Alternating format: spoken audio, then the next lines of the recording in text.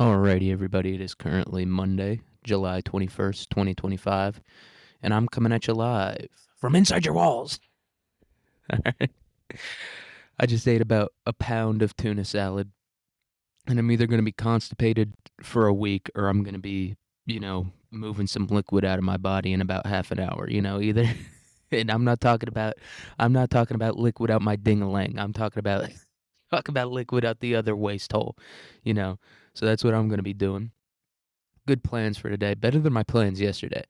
I gotta come clean. I went on a little anti-Israeli rant. Israeli. I do want to specify, not anti-Jewish. Israeli rant on Reddit yesterday, and it just like I don't know how people spend all day on social media or like interacting on social media because it's just, especially on Reddit. Reddit is the most. Everyone there is the most vile person of all, including me, quite frankly. Yesterday was not my best showing of character ever, and really, that's saying a lot because there's not a lot of good character to show, and that was some of the worst I ever did.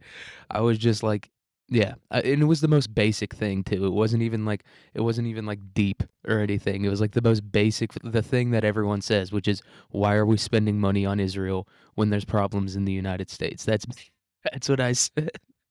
But it's like, that's the other thing about it. People have said that 1,000 times. People more powerful, more famous, smarter than me have said that 1,000 times, and people still get mad every time they hear it. And it's like, I don't understand it. I don't understand how you're still mad after hearing that for the 1,000th time. It's like if someone just called me ugly every day of my life, it'd be like, okay, at first I'd be like, yeah, that hurt my feelings, dude. Why are you being an asshole to me? Stop calling me ugly. But after a while, I'd just be like, okay, this is just a sound that you make sometimes, right? Like that's what I was doing. I was basically, it wasn't like some fucking deep philosophical thing that no one had ever thought about before. It was like the most basic of basic ideas. And people were like raging. And I was just like, all right, I'm just going to delete this whole fucking thing, dude.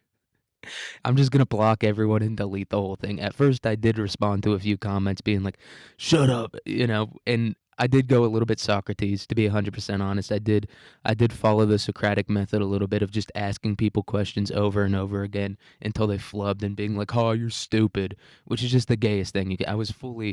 It was my gayest showing of character ever, and I've sucked a penis before. I've had my mouth around a man's penis, not a woman's penis, around a man's penis before, and that still wasn't the gayest thing I've ever done in my that what I did yesterday was, I mean, it was so incredibly gay. I might as well get the fucking pride flag tattooed on my face. Just get my entire face covered in a rainbow.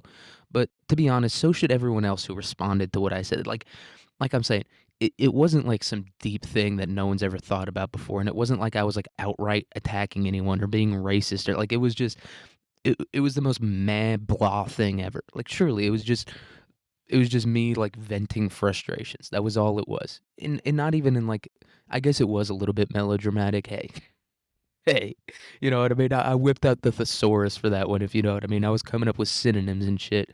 But, it wasn't like the most insane thing. It wasn't even really the most insane thing I said that day or thought that day, quite frankly. It was like bottom tier, just me being like the roads and stuff are messed up, but we still give money to Israel. Like it was, that's what I did, which is gay. It's gay to do that. It's gay because everyone knows. And anyone who doesn't realize that that's the truth is just, you're never gonna convince them anyway, right? Everyone knows that for some reason, whatever it is. Hey, look, I'm not gonna get into it. For some reason, the government of the United States would rather send, $10 billion a year to Israel than spend it on, free lunches for kids, right? It's just what they would rather do. Don't know why. I'm not going to look into it too much, but it's just what they'd rather do. And the people who don't, who look at like the way the government, the federal government spends money, and they don't see that, those people, you're never going to convince them, right? The evidence is right in front of their eyes. The evidence is right in front of their eyes that their cities are deteriorating. No one can find a job anymore. More and more people are below the poverty line. Everyone's living paycheck to paycheck. And Israel gets billions of dollars a year so that the people there can have free healthcare and free school. It's true. That's an objectively true fact. The United States subsidizes not all of Israel's military, but a fair amount of it. And so they don't have to worry about the people of Israel don't have to worry about really the military too much. And the evidence is right there. It's not, you don't have to, this isn't some conspiracy theory where you have to connect a bunch of random dots together. No, there's two dots that you have to connect together. It's literally the most linear thinking possible. It's, you start by looking at a little bit of evidence and you come to a conclusion. There's only one conclusion you can come to, which is for some reason, whether it's legitimate or not, right? Whether we should be giving all that money to Israel or not, the United States would rather send money to Israel than spend it on poor people here. It's true, right? There's no argument against it. There's literally not one. They would rather, you know, give $10 billion a year to Israel than give $10 billion a year to the, Veterans Affairs Department or whatever. It's what they would rather do.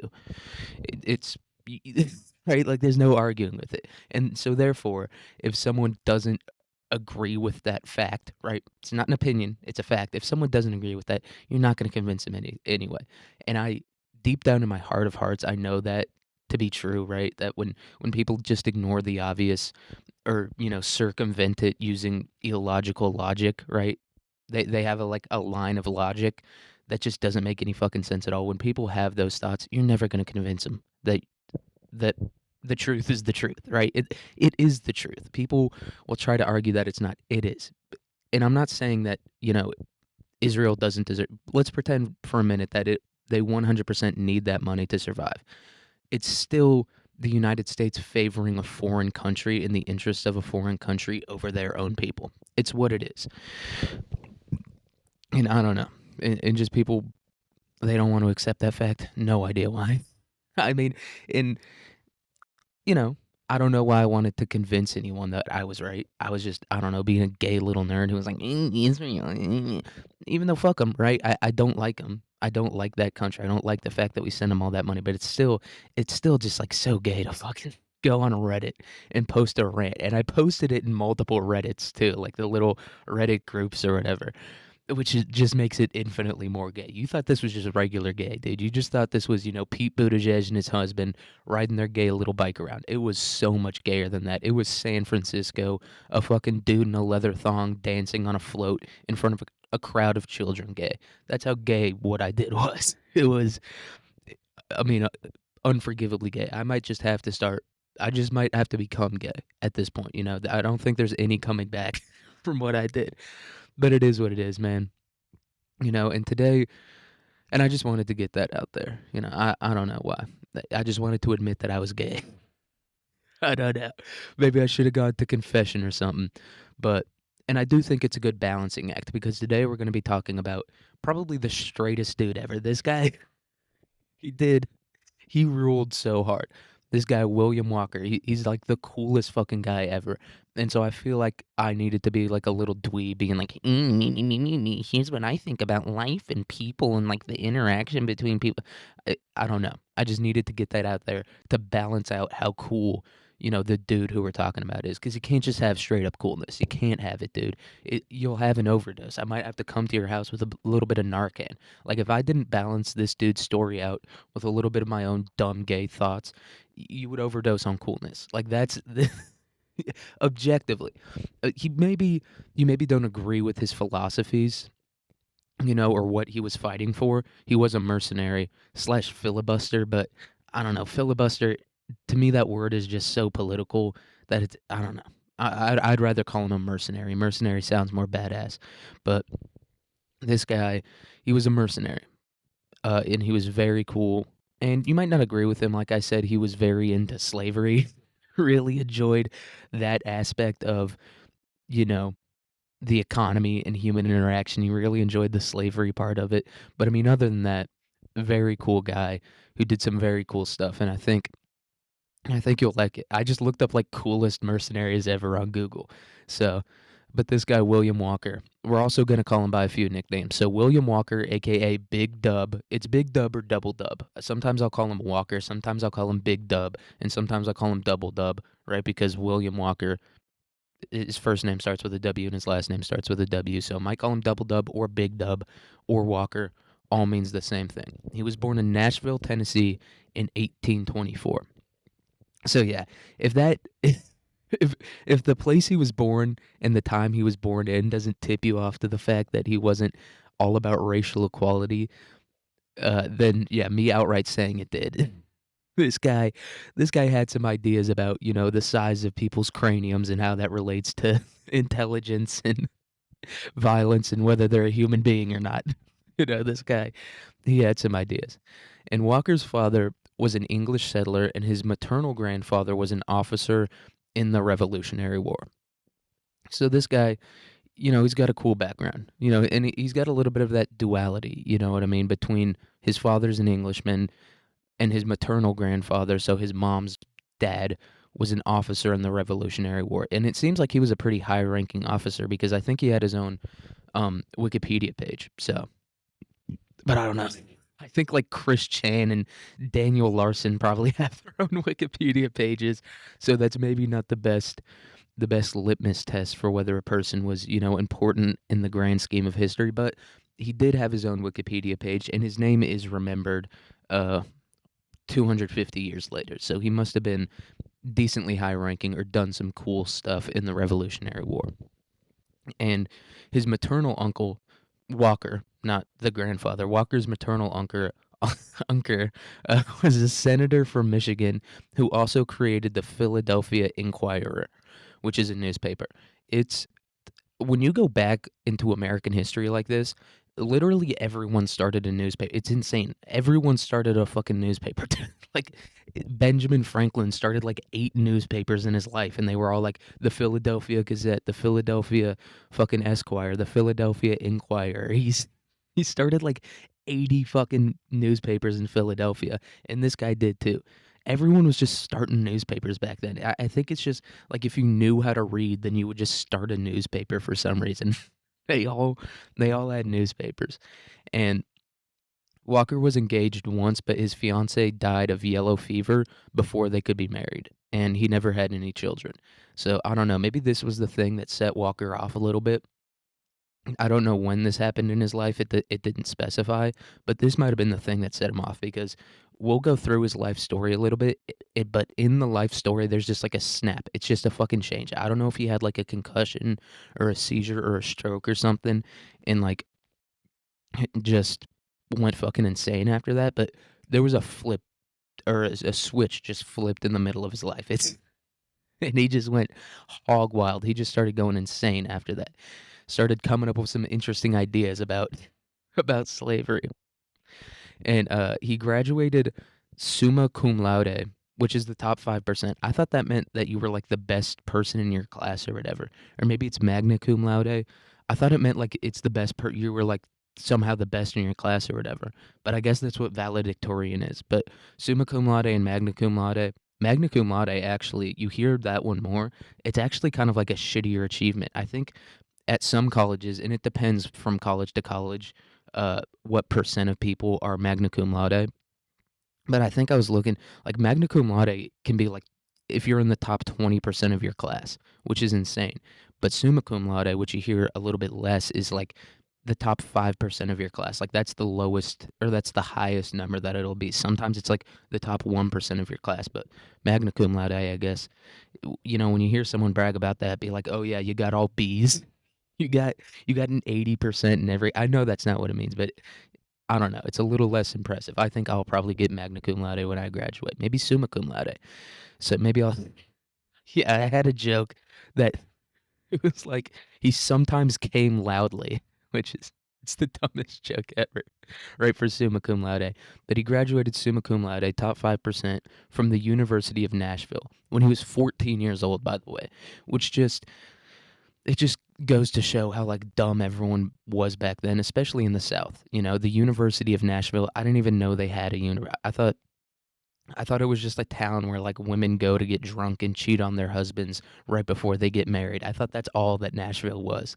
So it's not the most impressive achievement I've ever heard in my life. I'm sure like the average 8th grade student now could graduate summa cum laude from the University of Nashville in what year would this be? 1838. I'm sure that's not like the most impossible achievement, but back then, dude, back then when people were getting married when they were like 12 years old and everyone was dying of scarlet fever or whatever, or hay fever or yellow fever or whatever the fuck type of fever it was. Like, I'm sure that was an impressive achievement back then, but his coursework probably wasn't too heavy, you know what I mean? I don't think he was looking into calculus or physics or whatever. I'm sure it was all like all his classes were like, "Are black people the same as white people?" And you just check no in the box and you get 100%. Like, I'm sure I think I think those were the types of classes that existed at the University of Nashville in 1838. So he graduated at 14 though, which I feel like is it's pretty impressive no matter when it is. It's not impressive if you're Asian. If you're white though, it's always impressive to graduate college at 14, dude. If you're Asian, that's just expected. Sorry. My voice is all fucked up cuz I went to a theme park and I rode a bunch of roller coasters and I screamed the entire like at the top of my lungs screamed. Like, I know some people, like, scream to enhance, like, the roller coaster ride, like, it just makes it more fun to just scream the whole time. When I scream on a roller coaster, it's because I'm legitimately fearing for my life. I think I'm gonna die. I've ridden roller coasters plenty of times in my life, you know? I've been a few times to the theme park that I went to, and, just every single time, though, I'm terrified for my life, like especially when you're going up, like, other people are, like, talking or whatever on the ride up, you know, right before you get to the drop. I'm, like, dead silent, like, death gripping the seat, dude. I'm terrified every time I ride a roller coaster. Um, but anyway, so he graduated from the University of Nashville when he was 14, I assume with a bachelor's degree of some sort, and then at 19, he received a medical degree from the University of Pennsylvania, UPenn, which is one of the Ivy Leagues, and he continued to study medicine in Scotland and Germany.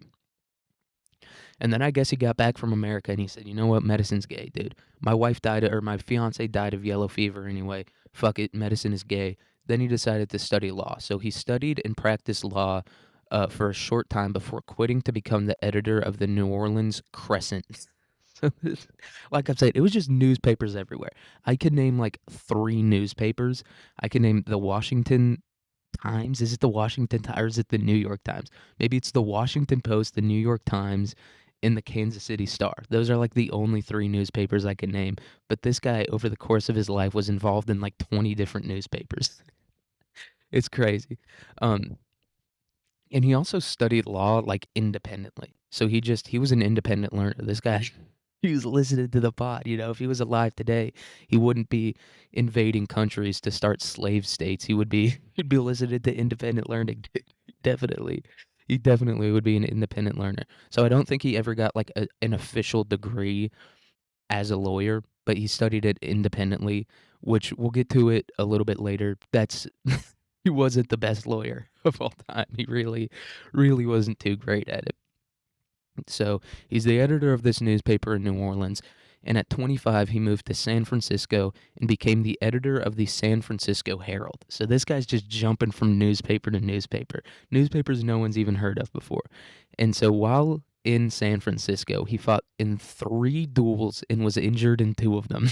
he he did not learn his lesson, dude. After the first one, I would have been like, yeah, I'm just not that good at shooting guns. But this guy, William Walker, big dub, dude, he had that fucking dog in him and he kept shooting. He kept shooting no matter what.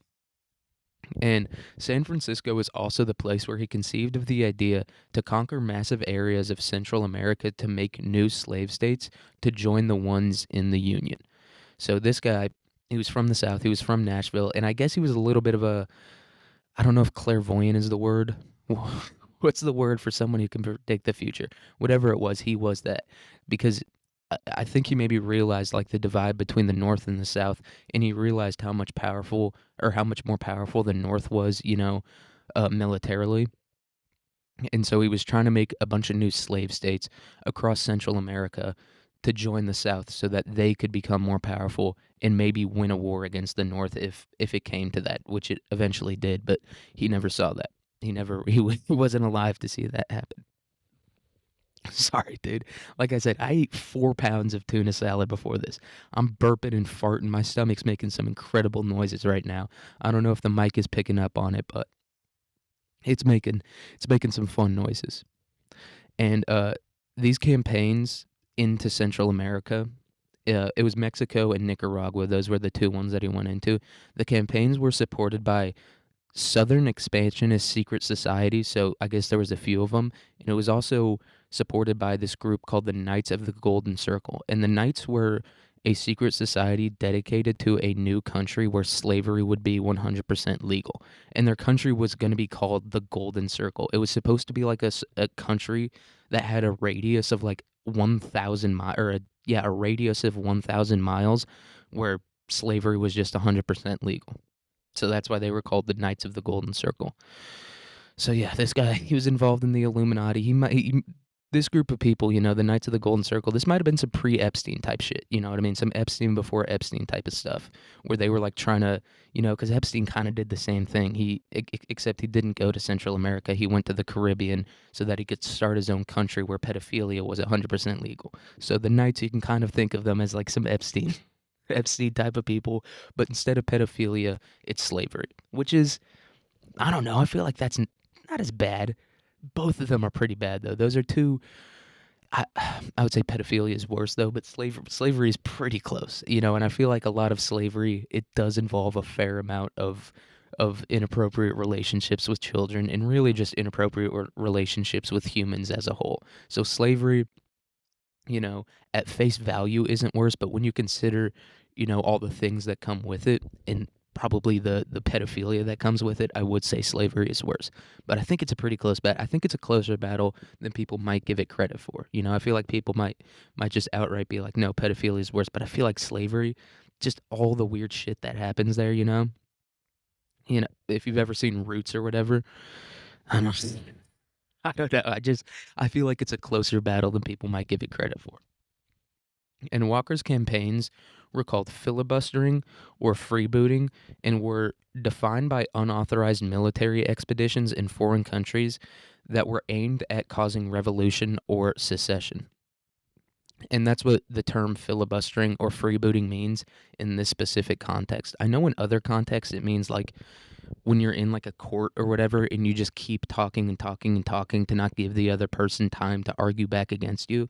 I think that's what filibustering is in different contexts, but in this context it means he's going into a foreign country unauthorized by any official government, and he's trying to basically make his own country. And he was a big Manifest Destiny guy. The mainstream Manifest Destiny, the one you learn about in school, is just like from the Atlantic coast to the Pacific coast, right? Like that's traditionally what you think of when you think of Manifest Destiny. But there was a lot of people back then that they thought Manifest Destiny was like the entire continent was meant to be the United States of America. And that's the belief that Walker held. He believed that the entire continent, all the way up from northern Canada down to Panama, that was meant to be the United States of America. And so that's what he believed. So he was very big into Manifest Destiny, very big into slavery, and a lot of people nowadays, with the whole woke thing, they're defending Manifest Destiny. This guy, I wouldn't involve him in that conversation too much. People would be like, no, Manifest Destiny wasn't about, conquering the natives and stealing their land or whatever. It was about like America, spreading the good word, spreading democracy everywhere. But this guy, he was a little bit of the opposite. He was not a big fan of democracy. He was a very big fan of democracy for a very, very small group of people. But anyway, before Big Dub began his military campaigns into Central America, he fought a duel against a law clerk named William Graham Hicks. In his previous duels that he fought were with single shot pistols, but this one against William Graham Hicks would be fought with 5-shot Colt Dragoon revolvers. And if you've never seen a Colt Dragoon before, it is, nowadays we think of pistols as having like 9 millimeter or like 45 or whatever. These pistols were shooting like fucking 12 gauge slugs. These things, and they weren't like, it was a very big pistol. I think it weighed like 12 pounds or maybe 5 pounds. It's something ridiculous. It weighed like an incredible amount, and it shot just like huge fucking rounds. And so this guy, he did not know what he was getting himself into. Big Dub, he made a bit of a mistake here. He made a lot of mistakes, and this is included in this one. So he went to duel this guy, and it was a traditional duel, you know what I mean? They start back to back, 10 paces, turn around, shoot each other. But this time it wasn't with a single shot pistol. I'm just burping, dude. These burps are Like I said, it was tuna salad. So these burps are rancid. You know, this is my burps are more dangerous than a Colt Dragoon pistol. These things are deadly. You know, you might be able to smell this shit through the through the headphones or the speaker or whatever. But anyway, Walker, during this duel, he was shot twice in his legs. It did not land a single shot against his opponent. So basically, what happened is they do the duel, they walk 10 paces away from each other, and they turn around to shoot each other.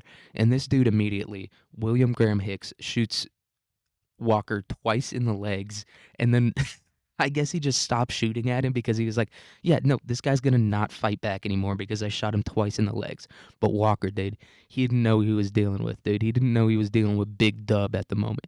Big Dub just, I guess, two shots in his leg, just fucking like crawling towards the guy, kept trying to shoot him, and did not land a single fucking shot on this guy. Not a single one. With a 5-shot revolver, did not hit a single shot against this guy. But this duel brought Walker national attention for some reason. I don't know. This is like Wild West times, so I don't know why he got so much attention from it, but he did. And I guess Walker was like, fuck it, dude, I'm done with the United States of America. All right, I'm done with him at this point. Got shot twice in the legs and didn't hit a single fucking shot at the other guy, dude. I've been in fucking 3 duels at this point, and I've been shot in 2 of them. I'm done with this shit. I'm going to Mexico. That's what Walker decided, and he didn't decide to, just go down to Cancun and have a few margaritas.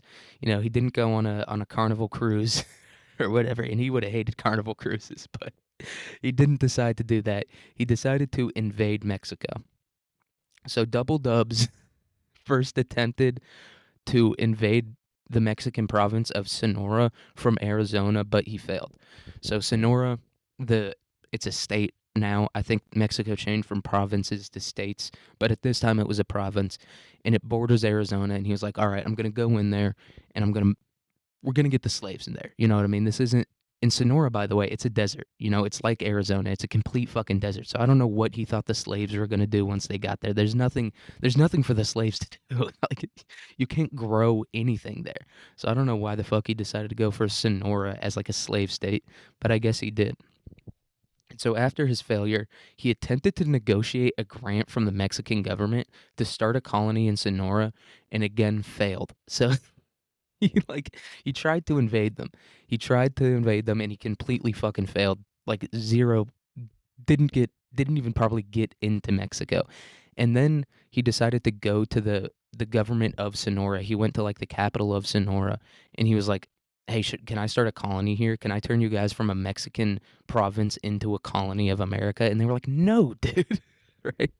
But his argument for starting this colony was it was going to provide like a buffer zone between and this wasn't even like a benefit to the Mexican government. So I don't know why he thought this argument would win. Like I said, he's not a very good lawyer. He doesn't have a lot of convincing arguments. But it was supposed to be a buffer zone between like the Indian tribes in Mexico, right? Like the Apache, the Comanche. I don't know if the Comanche were down there. I think the Apache definitely were. Maybe some Navajo groups were down there, but it was basically supposed to be like a barrier between those tribes and like Arizona and Texas and shit like that. But that it doesn't provide like any like benefit to the Mexican government. He was basically like asking the Mexican government like, "Hey, can I get some free land from you guys to start a colony?" And they were like, "No. You can't. No, you can't do that." But in their defense, they didn't kill him. I would have just fucking killed the guy right then and there. I would have been like, "Dude, you try to invade us, at least you're going mano y mano right there. At least you're trying to, put up a fight to get what you want. But then you just come to us like on your knees begging to start a colony." I would have killed him right then and there. I would have been like, "Dude, that's fucking disrespectful. You come to me when the day of my daughter's wedding." I would have gone full fucking Godfather on him. I would have been like, "Whack that dude." Take him to the ice house, throw him in the fucking river. I would have had none of Walker's bullshit. But I guess Walker, he didn't give up, so he returned to the United States and changed his plan from starting a colony to starting an independent republic that would join the U.S. like Texas did. So if you don't know, Texas used to kind of be its own country for a little bit, and then the U.S., they fought him and they were like, "You guys can become a state now," and that was his plan with Sonora. But I guess he probably wouldn't have fought against the United States. He would have just been like, "Yeah, we'll become part of you guys." So he went from wanting to start a colony to wanting to start his own independent country that would eventually join the United States of America. So we switched up his plan a little bit.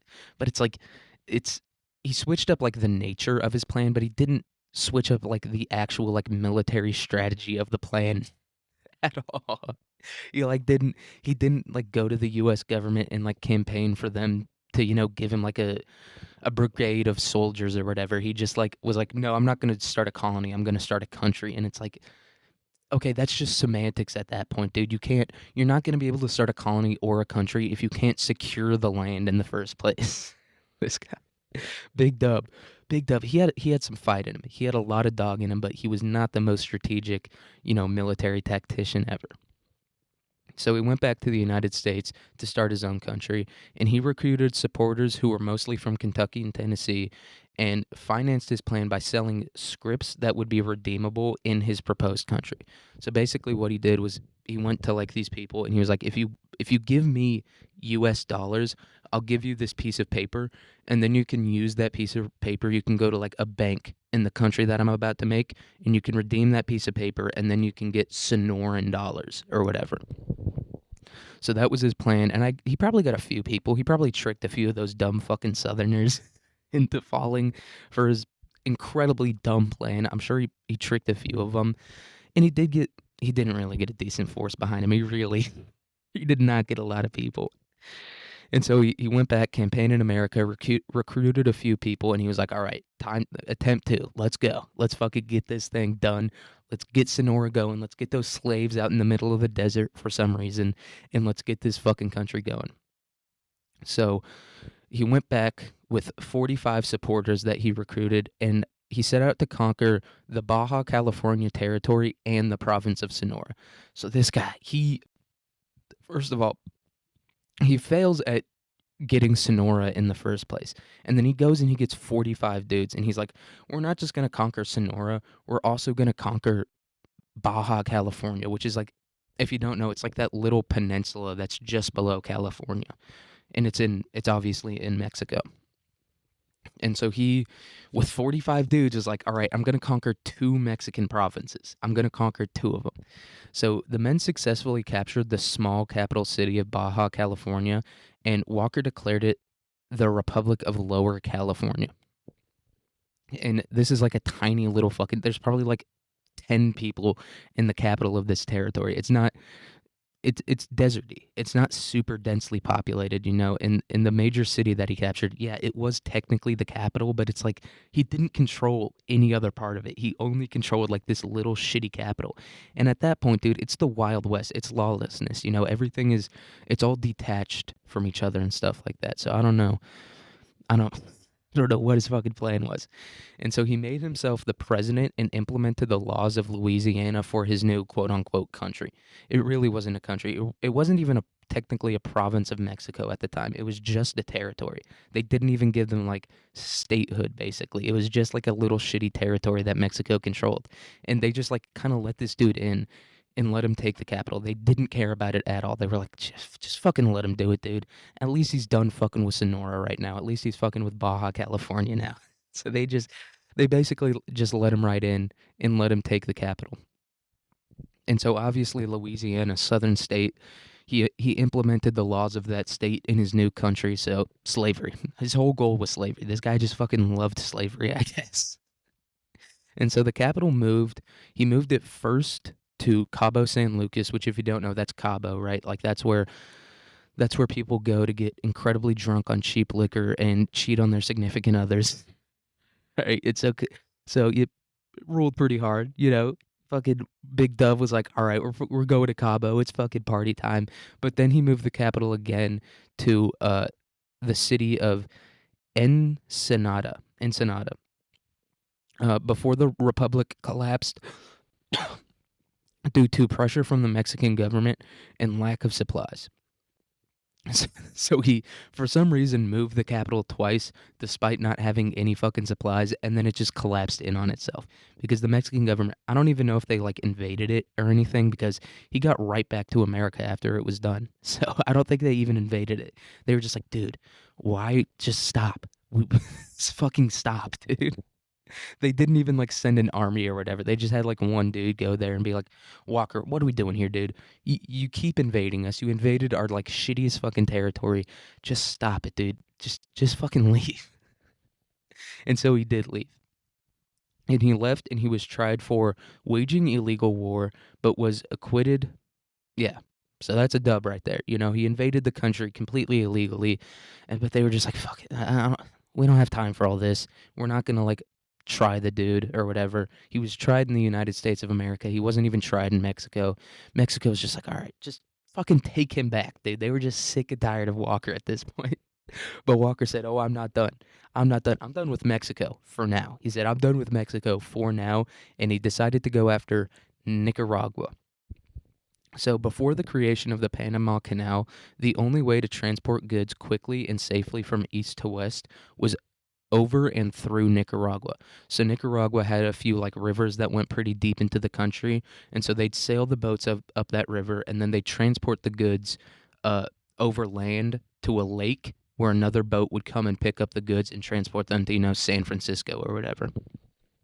So, that's what was going on then. And Cornelius Vanderbilt. I almost called him Carnegie Vanderbilt. Cornelius Vanderbilt, he was the guy who owned like all the boats and stuff that would transport the goods up the river and, over to the other side. He owned all that shit. He basically owned like the shipping lanes between the eastern United States and the western United States. He owned like the waterways between there basically.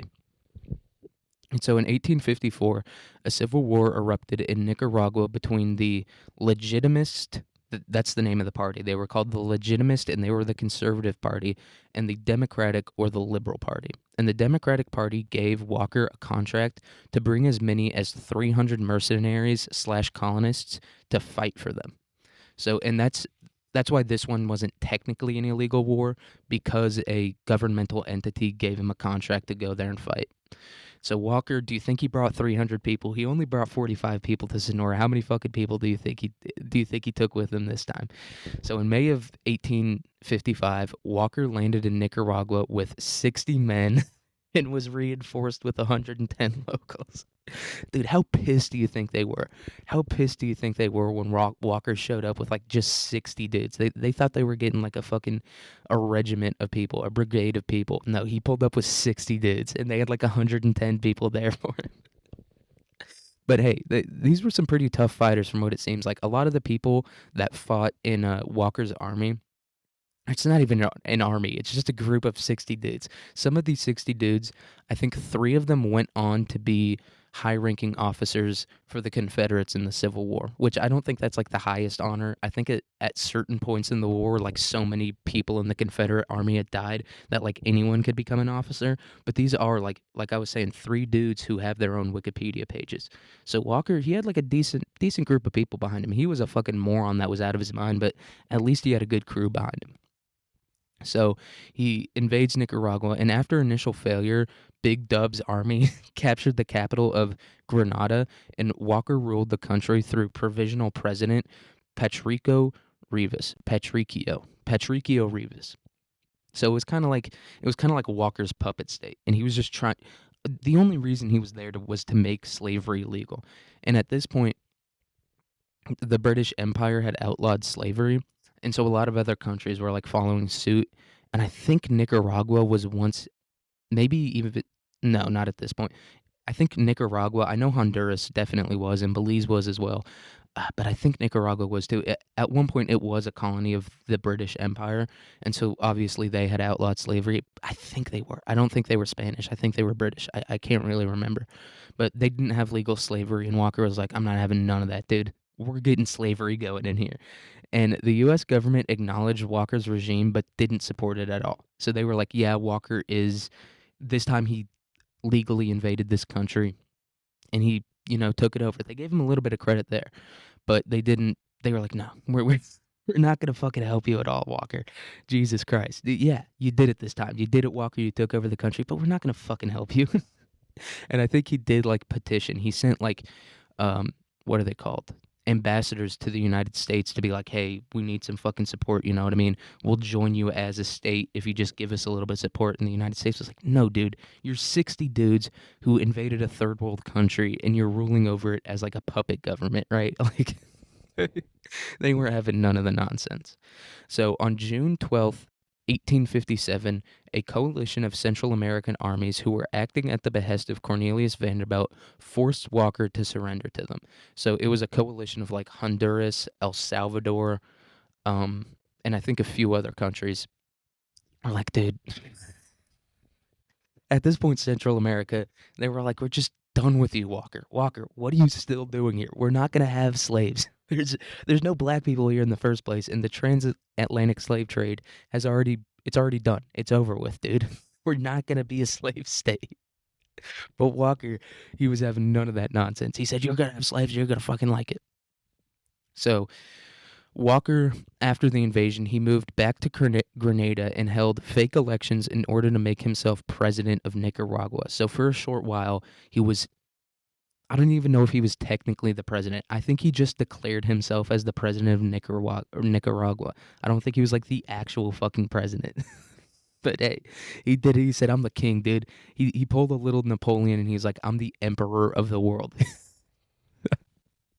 And so coalition forces, they're like, Walker, dude, you're not the fucking president. Just leave us, dude. Go back to fucking Nashville. Go back to San Francisco and start doing duels again. But Walker was having none of that. So coalition forces again attacked him, and this time with an intent to force him from the country. So I guess the first time they were just like, Walker, you gotta chill out a little bit, dude. We're not gonna have fucking slavery here. Just chill out, man. You can stay here, but just be fucking chill about it. And Walker was like, nope, dude, I'm your guys' president now. And they were like, fuck it, we got to give it to him again. So Walker's men retreated after the coalition forces attacked them, and they burned Grenada and other cities as they did. So yeah, Walker like commanded them to burn Grenada to the ground, and I guess they did, because it said like the only thing left after they burned it to the ground was like a plaque that said Grenada is ashes or something like that. And so they're leaving and they're burning everything to the ground. But on May 1st, 1857, Walker surrendered to U.S. naval forces and was put on trial in Honduras. So basically, the coalition forces just kept pushing him and his men further and further out of like the center of Nicaragua until they reached the coast. And I guess at that point, the U.S. Navy was like, dude, this guy's fucking embarrassing us. You know, the U.S. military was like, we can't have this dude running around and just acting a fucking fool in Central America. We gotta get, we gotta go get this guy.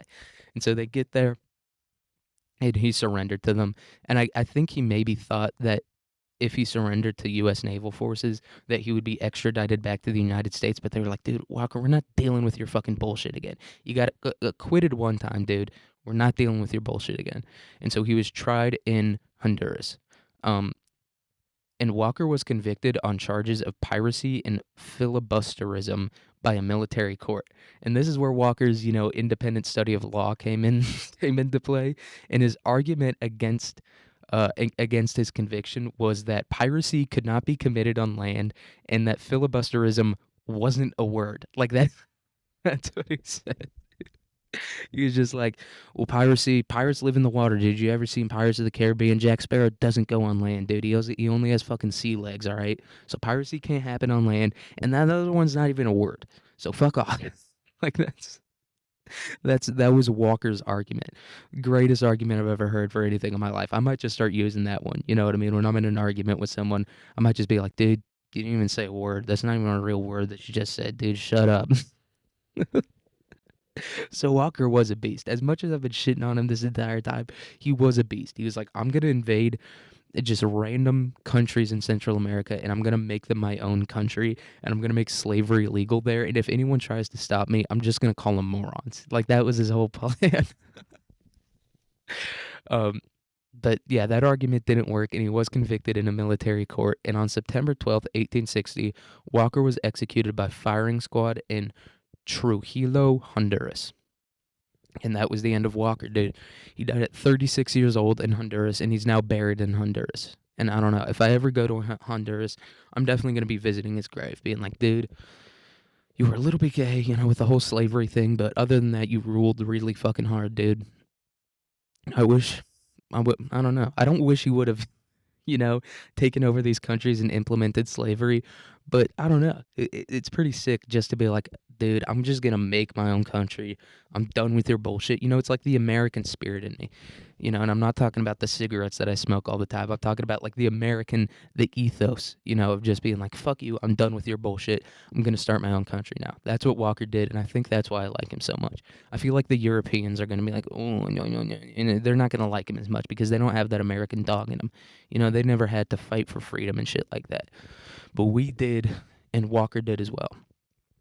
Tried to start his own country like 3 different times, failed every time, but hey, he got closer than most. I feel like most people immediately would have died or just been captured if they tried to start their own thing. But Walker didn't play like that, dude. Walker, he did his own fucking thing, and we got to appreciate him for that. He said, "Nah, I'm gonna do my own thing." He went a little bit. He pulled a Miles Morales. He said, "Nah, I ain't playing that shit no more." Saying I can't have slaves anymore. Not allowed. Not allowed to have a couple slaves. Guys aren't allowed to have a few buddies that work for them all the time, and you also don't pay them any money. I'm not allowed to have unpaid interns, dude. What? That's what Walker said. I'm not allowed to have unpaid interns that have to work for me and never get a promotion. I'm not allowed to do that. So he said, fuck it. I'm going to start my own thing. And I don't know why he chose Central America. It's at that time especially, dude, it was the Wild West. Like he could have gone into Canada or whatever, or he could have tried to do the thing they did in Oregon. If you don't know, Oregon tried, I think it was Oregon and Washington tried to do a similar thing to Walker where they tried to start their own independent country it was based on slavery. But they failed at that and Walker failed at his thing. And that just goes to show you can't be doing slavery, man. Eventually it's going to collapse. Eventually just having slaves, it's not going to work out in your favor. Sooner or later the slaves are going to be like, why the fuck are we slaves? And they're going to be starting to get a little pissed at you. And then and other people are going to be like, why do you have slaves? And it's just going to collapse in on itself, you know? And that's a thing that, we as Americans have to recognize. I know a lot of people like having cheap shit, but if you subjugate the entire third world and basically have them as your slaves, eventually it's gonna stop working for you, dude, because those people are gonna be like, why the fuck are we slaves? And other people are gonna be like, why the fuck are you using those people as slaves? And it's eventually gonna collapse in on itself. And no one's gonna be no one's gonna be pleased with the slavery. This is the most garbage episode I've ever done, dude. I've been tired since I went to the Worlds of Fun theme park, dude. I've just been not even physically tired. I have been a little bit sore because obviously you're walking around in the hot sun all day. You're gonna get a little bit sore from that, a little bit just like physically drained, but just mentally, I don't know. I've just been tired for like 2 days, just like mentally, I haven't been able to put a thought together for 2 days, and I guess I decided in my fugue state to go on a nice little rant on Reddit for some reason. I guess I decided that when my brain isn't functioning, that's the time to start just attacking people at random, and I do think that's the other side of it, dude, because I'm one of those people when I get sleepy and when I get hungry, I just get angry, dude. If I'm sleepy or hungry, I'm just pissed off at the whole fucking world. And I do get a little bit of anxiety when I'm really tired. I don't know. I'm not trying not trying to justify what I did. I just think that's why I did it because I was just sleepy and I was hungry and I was like, Israel's the reason I'm sleepy and hungry. But which is it's not the most untrue thing I've ever said. It's not entirely their fault. you know, fuck it. It is their fault. It is their fault. You just got to pick a group at random and blame them for everything. Okay? It is Israel's fault. It's all their fault that I'm very sleepy and I'm very hungry and that I ate 4 pounds of tuna salad for lunch. It's their fault, all right? Not mine. That's the identity that I have to adopt. And to be fair, that's the identity that like a lot of Americans have adopted, where it's just like, no, it's all their fault. And it's like, yeah, look, partially it is the government's fault that your life sucks, but it's also kind of your fault too.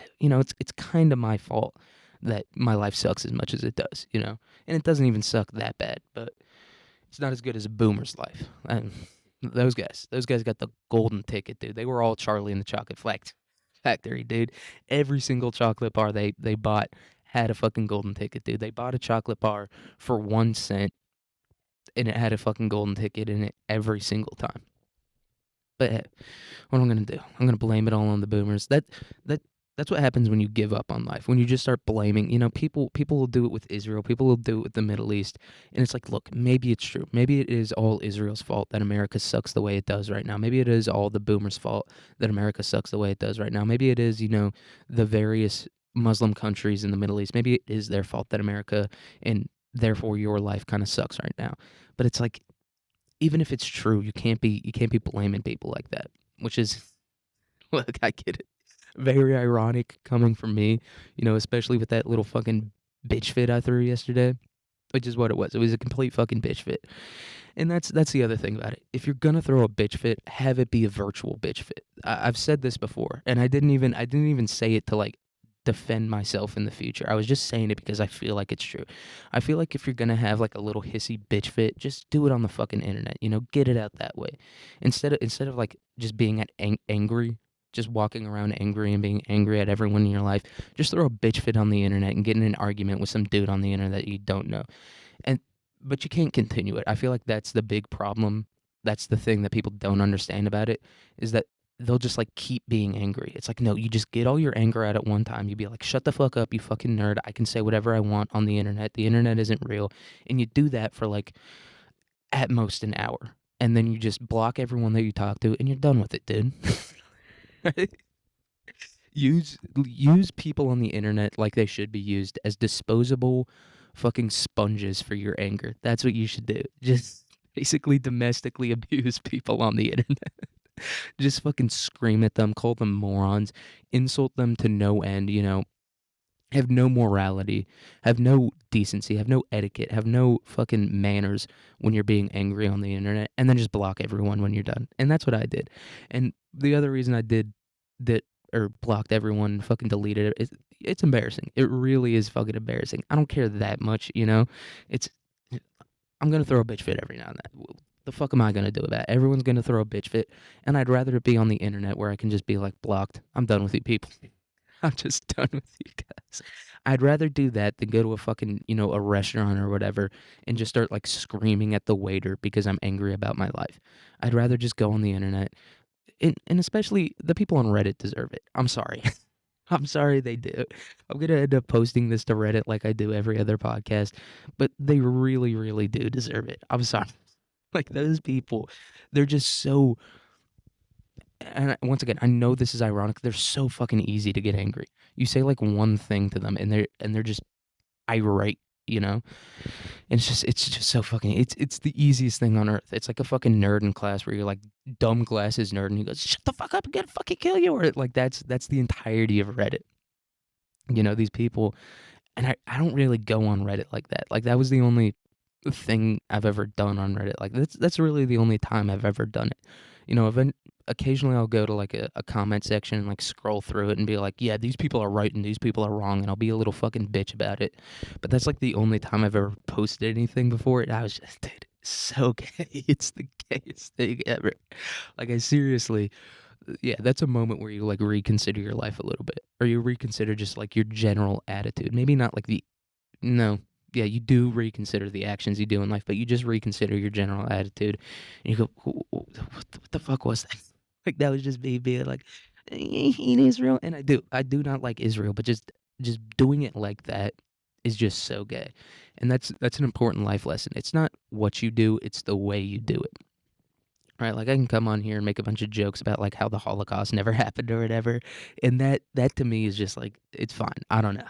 But like going on Reddit and posting a fucking rant where you're using words from the thesaurus, it's just it's just so incredibly it's just so incredibly gay. It's just such incredible bitch shit. And at least I'll be honest about it, dude. At least I'll be honest about the little bitch fit I threw on the internet. And a lot of people won't do that. A lot of people will be like, "No, I was right to do what I did." No, no, you weren't. I wasn't right. Even if what I thought, even if like the sentiment behind what I was saying, I do believe, the way you go about it really does matter a whole lot. You can't just like go on fucking subreddits and be like, "You guys are fucking gay and I hate all of you." You can't do that. right? I can't do that. I'm speaking to myself right now. I'm saying you, but I mean it like the royal you. I don't know if that's I don't know if I'm using that term correctly, but I mean myself as well. I mean society at large. You can't do that, and you certainly can't do it for like an extended amount of time. I know some people do. I know some people every fucking Instagram comment section that they see, they're gonna go in there and they're just gonna fucking reply to everyone. But you cannot do that. You can't go on Reddit and post a rant being like, Israel's gay, and Israel's the reason my life sucks. Even if it's partially true, even if there's truth to what you're saying, you can't go about it like that. You have to start a podcast where you're just extremely racist for an hour. It's just what you have to do. That's the way that you should go about like getting out that anger just against anything. It doesn't have to be just against an institution. Sometimes it can be against a person. Sometimes, but I don't know. It doesn't, not a great plan, not a sustainable plan either. Just angrily typing all day. And to be fair, that is like a decent section of the economy, right? And a decent section of like our culture is just people angrily typing all day. Like that is like a thing. Like all these people that are like pro Palestine or pro Israel, they're not they're not ever actually going to do anything about what they're saying, right? They're just angrily typing all day. And I think that's an important, whether you like it or not, it's an important part of our culture as it is today. People just going on Twitter or Reddit or Instagram or whatever and just angrily typing fucking nonsense. And you're not going to convince anyone. That's like the most important thing that you really have to, you just have to like instill that belief in yourself. You're not going to fucking convince them. I know I'm not going to fucking convince anyone of anything, certainly, right? Like Joe Rogan can't convince anyone of anything. It, so certainly I'm not going to be able to fucking do that. So yeah, just occasionally, I'd say once a year, maybe once a year max, choose a group of people at random and just go on a real quick like hate goon session. That's how I describe it. Just black out with anger and just be like, you're fucking gay and I hate all of you. Just just do that. And then you'll be happy afterwards. And I'm still fucking tired, dude. I don't know how I'm so mentally exhausted. I guess I did talk for like the entire time we were at Worlds of Fun. I talked for like 6 hours straight. And so maybe I'm still fucking mentally tired from that, but somehow I'm still very mentally exhausted. Like I'm not even thinking about the words I'm saying right now, which I know what people are going to say. Well, that's every single episode of the show. It's you saying words without thinking. But I feel like in this instance, it's especially true. It's especially true that my brain is a complete empty shell right now. It's a husk of itself. I do feel like my head is empty, right? If I tried to imagine my brain right now, it's just like, dude, just chill out, stop, stop doing it. And I've been taking naps, dude, and it was a prime napping day today. We had this crazy thunderstorm outside, and the power got knocked out for a little bit, so it was just me, just napping, taking a vicious nap, just just a nap in my own drool. And I've noticed this lately, dude. I only drool when I nap. I don't drool when I like go to sleep normally. I only drool when I nap, and I drool fucking a lot.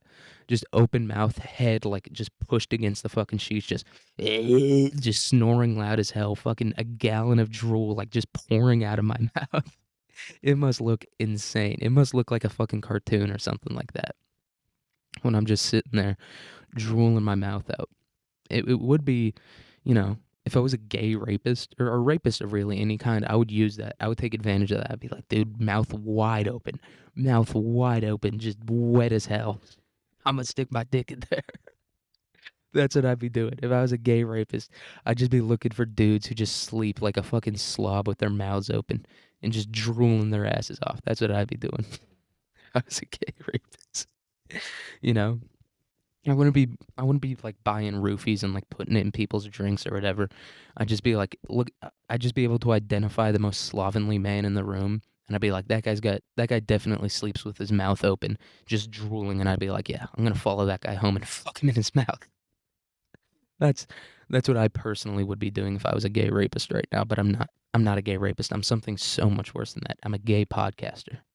I'm just a gay little, and not like gay as an homosexual, gay as in an annoying little dweeb. It's what I am. Hey man, sometimes you just got to accept it. A lot of people especially people will be like, I need to improve myself, but they can't admit that like they're wrong in the first place. I feel like a lot of people are like, I need to improve myself. I feel like I'm just not the man I want to be, but they can't just admit that like, hey, you're being a gay little nerd right now. And I don't know, maybe I don't even know if it's an ability I have. See, that's the funny thing about it. I have that ability to be like, I'm being a gay fucking nerd about this shit, but I don't have like the drive in me to be like, no, but I need to improve myself. I need to start listening to Jocko Willink and David Goggins so I can improve myself. Whatever. Is what it is, man. Just got to accept it. Um, yeah, that's all I've got for this episode, dude. Hey, go invade a Central American country and start a slave state. But have a good day, good week, good year, good life. And I'll see you guys on probably Thursday. I probably won't do any episodes in between now and then, but I'll see you then. Peace.